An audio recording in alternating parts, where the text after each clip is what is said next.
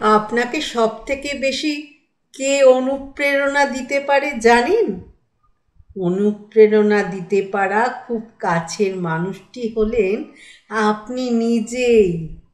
নিজের মনকে যদি একবার বুঝিয়ে নিতে পারেন, জানবেন আপনি অর্ধেকটা জিতে নিয়েছেন। বাকি অর্ধেকটা হলো আপনার চেষ্টা আর পরিশ্রম।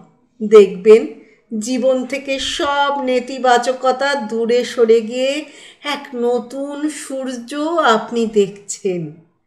জীবনকে কে ছেড়ে গেল, কে ঠকিয়ে গেল, এটা নিয়ে আর বেশি ভাবতে যাবেন না।